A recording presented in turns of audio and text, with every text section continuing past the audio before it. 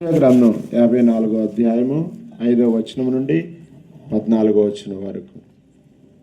పూర్వకాలంలో యూదా ప్రజలు తమ పాపాల వల్ల బాబిలోనియాకు ప్రవాసమై వెళ్ళారు.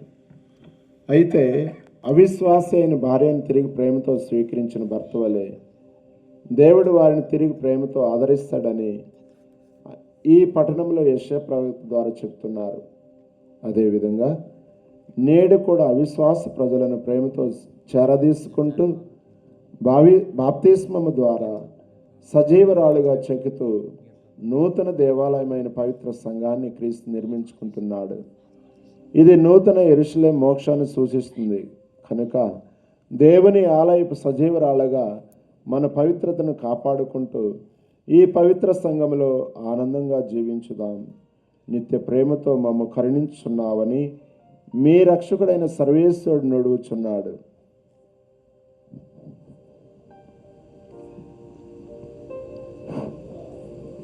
నాలుగవ పఠనము. యెషయా గ్రంథము 54వ అధ్యాయము 5వ వచనం నుంచి 14వ వచనం వరకు. నాలుగవ పఠనము. యెషయా గ్రంథము 54వ అధ్యాయము 5వ వచనం నుంచి 14వ వచనం వరకు. నిన్ను సృజించిన వాడు నీకు భర్త యగును, సైన్యములకు అధిపతి అయిన ప్రభువుడని ఆయనకు పేరు. ఇశ్రాయేలు పవిత్ర దేవుడు నిన్ను రక్షించును, విశ్వదాత్రికిని దేవుడని ఆయనకు పేరు.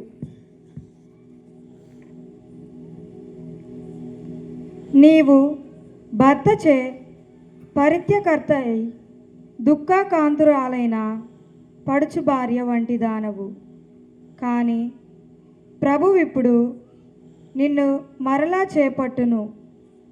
ఆయన నీతో ఇట్లా పలుకుచున్నాడు, నేను నిన్ను ఒక క్షణకాలము విస్మరించి తిని గాఢానురాగముతో నిన్నిప్పుడు మరలా స్వీకరింతును. కోపము వలన ఒక్క క్షణము కాలము నా మొగుమును నీ నుండి మరుగు చేసుకుంటుని, కానీ ఇప్పుడు శాశ్వత కృపతో నిన్ను కరుణింతును అని నీ రక్షకుడైన ప్రభు పలుకుచున్నాడు. నా దృష్టిలో ఇవి నోవా దినములు వంటివి.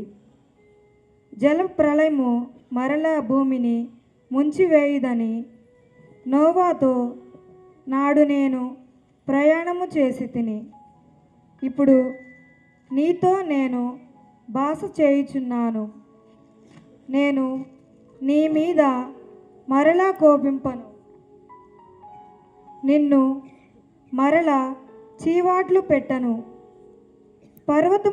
పర్వతములు గతించినవి, గతింపవచ్చునుగాక. కొండలు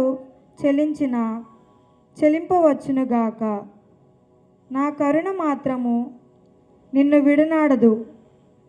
సమాధానపూర్వకమైన నా నిబంధనము తొలగిపోదు అని నీ మీద నెనరుజూపు ప్రభు పలుకుచున్నాడు. బాధలకు గురి అయి విచారమునకు జిక్కి ఓదార్చువాడు లేక ఉన్నదానా, నేను విలువగల మనులతో నిన్ను పునర్నిర్మింతును, నీలమనులతో నీకు పునాదులెత్తుదును, మాణిక్యములతో నీ బురుజులు కట్టుదును.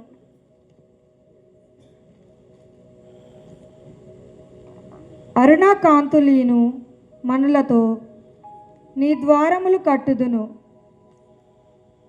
ప్రశస్త రత్నములతో నీ ప్రాకారమును నిర్మింతును. నీ ప్రజలందరికీ ప్రభువే ఉపదేశము చేయును, వారు మిక్కుటముగా వృద్ధి చెందుదురు. నీవు న్యాయమును పాటించి స్థిరముగా నెలకొందువు. నిన్ను పీడించు వారును భయపెట్టువారును ఉండరు.